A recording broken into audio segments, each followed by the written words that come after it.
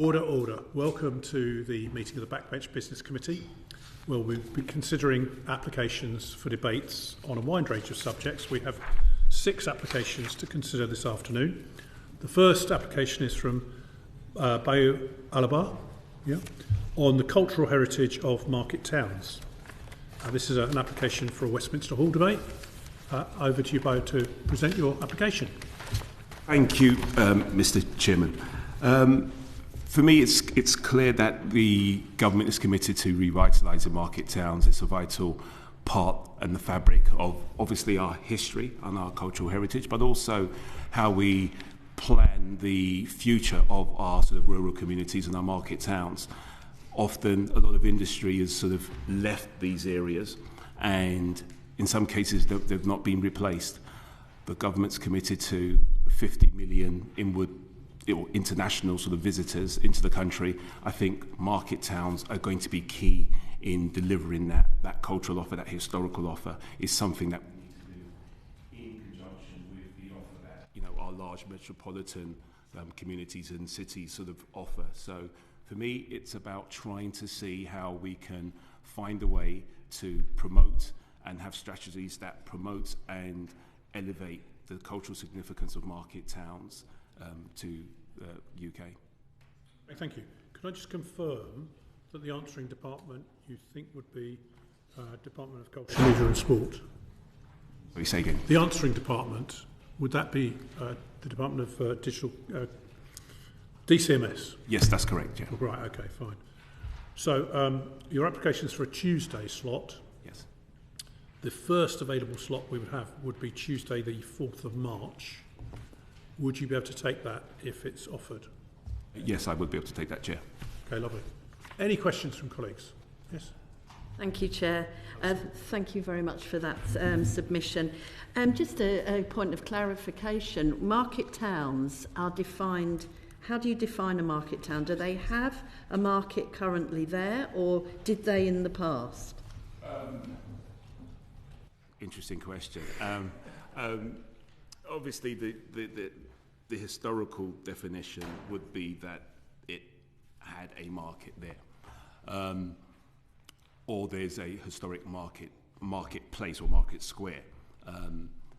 But also what you find is there are some communities that have street markets, for example, historic street markets.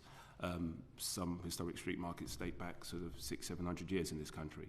And so it's one, how that community defines itself. If they feel it's a cultural asset that's of significance to that community, but also I think there are sort of historical planning sort of protocol, if you like, that states that it is a market town. Thank you. Anyone else for any other questions? Yes, go on. Thank you for bringing forward this debate on market towns. I have a keen interest in the area, as before I came to this place I was trying desperately to keep a market alive in my own market town. So my question was, what inspired you to bring forward this particular debate, and what's happening in your constituency that made you want to talk about this particular issue? Thank you. Good question. There's 2 parts to that. Prior to coming into this house, I spent 25 years in hospitality and regeneration, and so that was my profession, sort of helping communities. I've worked on historic markets in conjunction with local authorities. In my constituency of South and Eastern Rochford, we have a historic market town, Rochford, which, as I said earlier, effectively has been hollowed out. There's no industry that's been replaced over the last sort of couple of generations. And so, but it has a lot of history. It has a sort of cultural, and it's got a tourist offer, like many market towns in the country. And so, for me, it's a way to help. It's a way to sort of help communities understand what they should do with this cultural natural asset, and also to sort of put some focus on the government to see what can be done, because this is a national issue, not just a localised issue for me in Southend. It's a national issue that I think many communities would like a joined-up approach in addressing. Thank you. Any other questions? No, colleagues? Well, thank you very much for your presentation. The clerks will be in touch with you shortly after we've decided when you get at the allocation. Thank you. Okay, next application is from Blake Stevenson. No, he's not here yet. Right. Chris Bloor? All right, Chris, please. Thank you, Mr. Chairman. Hang on, wait a minute. So your application is for a chamber debate on mental health support in educational settings. That's correct, Mr. Chairman. Thank you for the opportunity to speak. Please accept my slightly subdued nature, not down to the topic itself, but coming off a bit of a bout of a bad chest infection, so I apologise for that. But thank you for seeing me. What happens to us as children profoundly affects our lifetime, mental health and other outcomes, and if left unaddressed, often persist into adulthood. And therefore, educational settings take on a particular importance. They are in a unique position of being able to reach children and young people regardless of their background or circumstances. And there is also evidence that school-based interventions improve not only people's well-being, but their mental health and behaviour. There has been a lot of discussion about the well-being of children given the recent bill, but I think there are still new areas to investigate. And I think the cross-party support of this debate application shows many of my colleagues agree.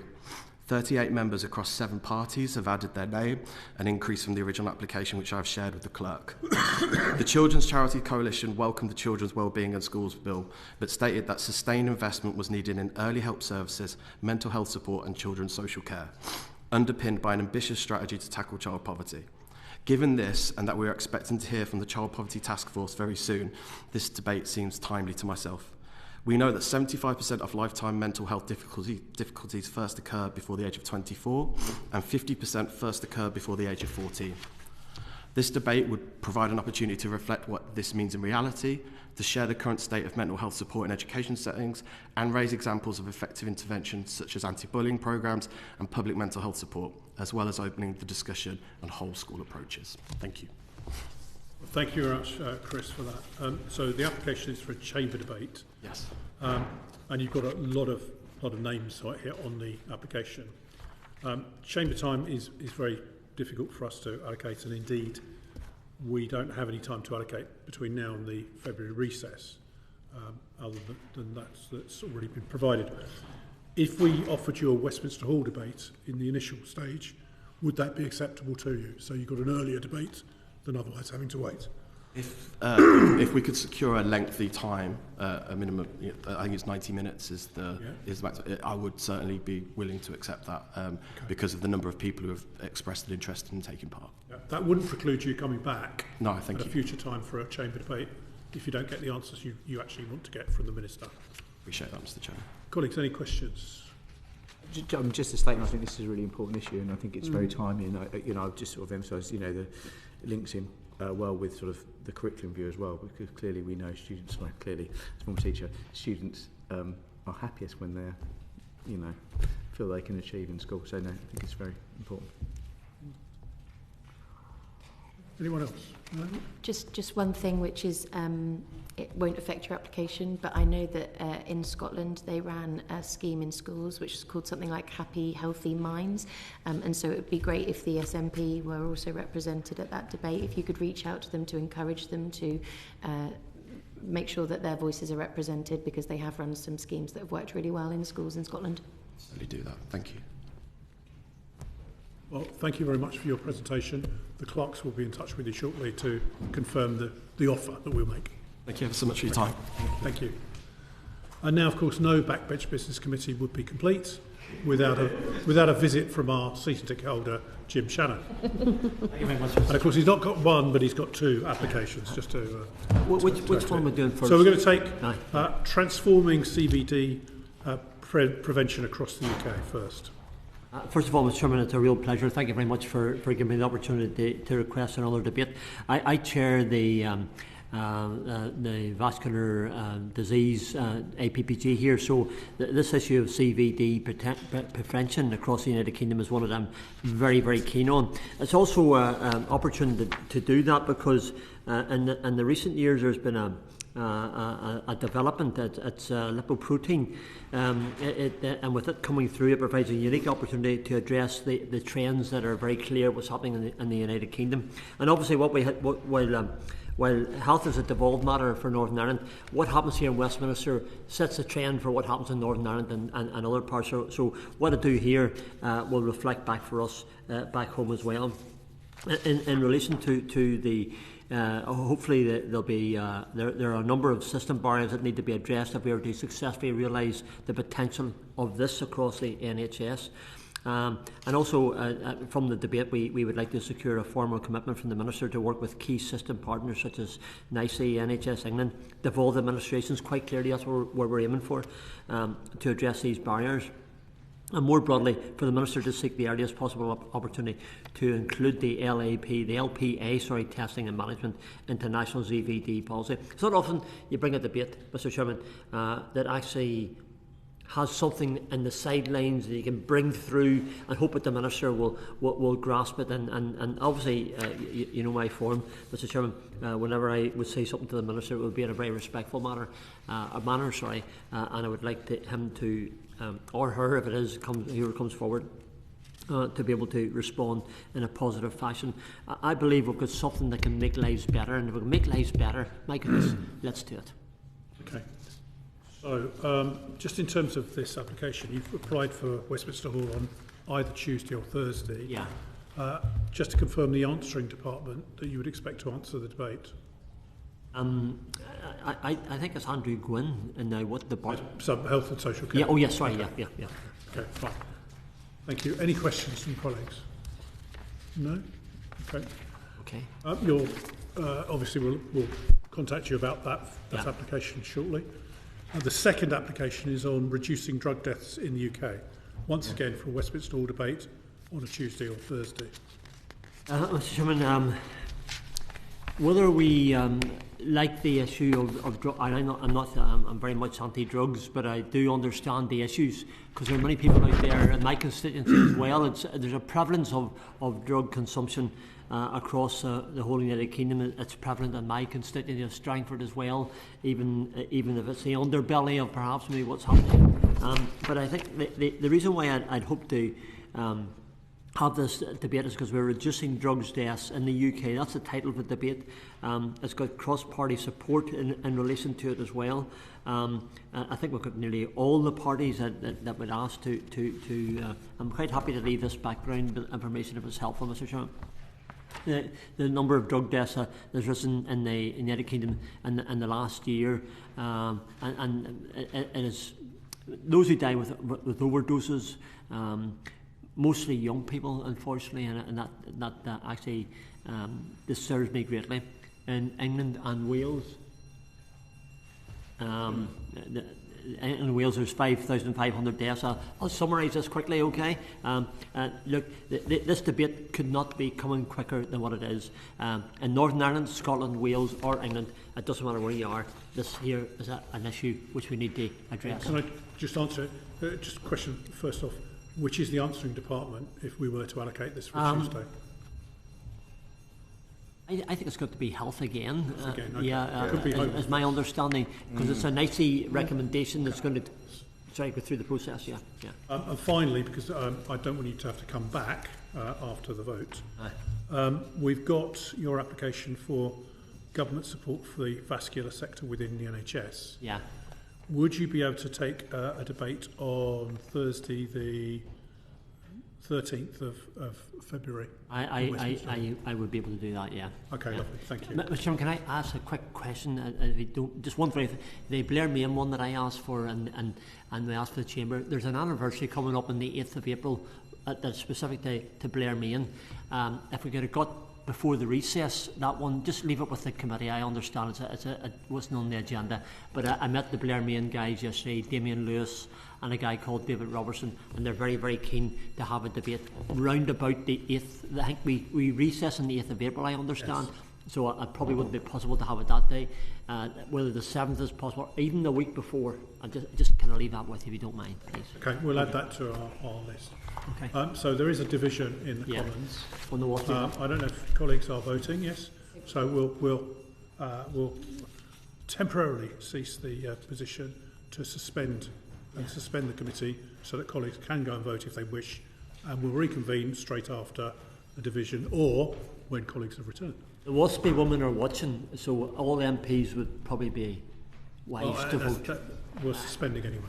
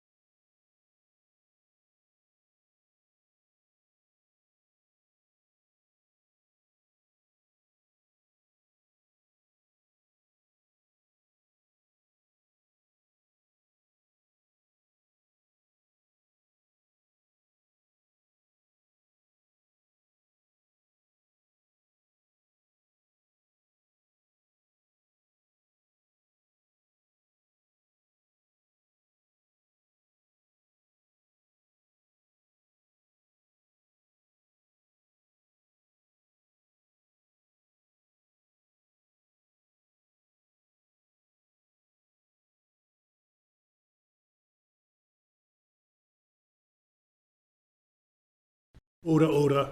The committee is recommencing following the division in the Commons. And the application before us now is from Blake Stevenson for a debate on growing the UK tourism industry. And the request is for a Westminster Hall debate on a Thursday afternoon. Over to you, Blake, to present your application. Thank you, Chairman. I'll try and keep it fairly short, and I don't know how this normally goes, but perhaps you'll be asking me questions. But tourism is worth 74 billion in the UK economy. So it's a pretty large industry. The government set an ambitious target for 50 million visitors per year by 2030, which I think is extremely ambitious, up from 38 million in the most recent year available and 41 million pre-COVID. So an ambitious target. Tourism, leisure and hospitality play a role in virtually every UK constituency, probably every UK constituency.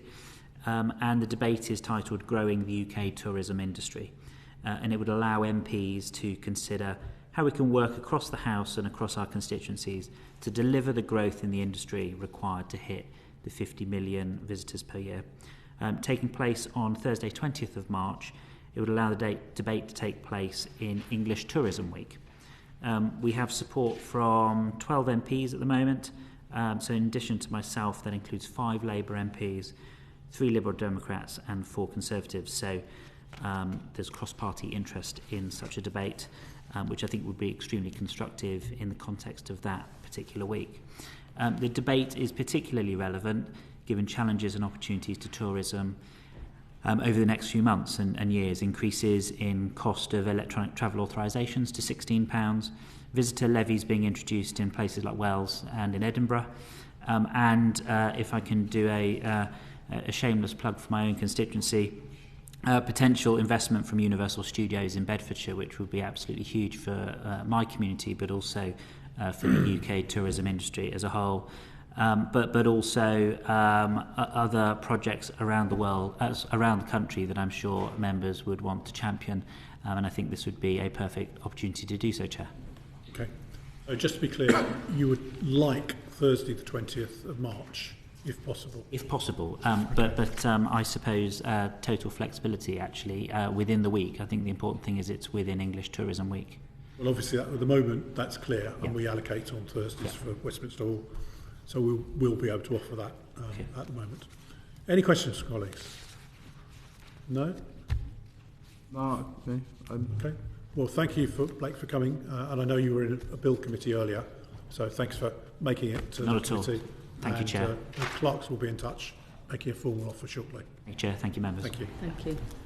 The final application we have is from one of our committee members, Jess Brown-Fuller, and her application is for a debate, once again, in the Chamber on maternity services across England. Jess, over to you. Apologies, Chair. I did state on the application that I'd like it in the Chamber, but I would be very happy to accept a Westminster Hall debate if it's possible to bring this debate forward sooner, because I believe it's an important topic that needs to be raised and has cross-party support. So you can see from my application, I had 12 members sign up. I actually wanted to stop at 8, but I had others that indicated they were really keen to be on the form.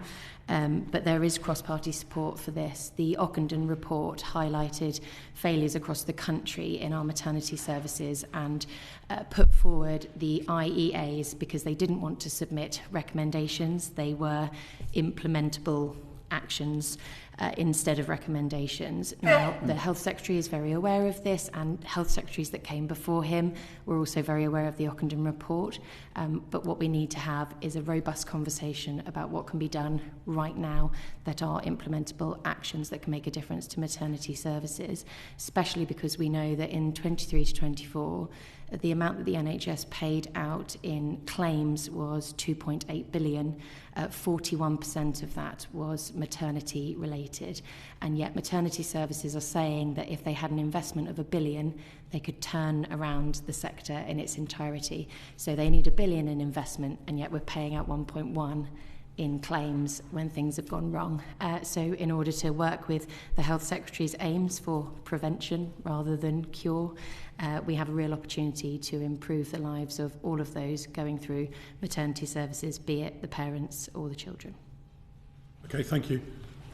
So obviously this would be answered by Health and Social Care. Yes, please. And as you've amended your application, the first available slot we have is Tuesday the 25th of February at 9:30.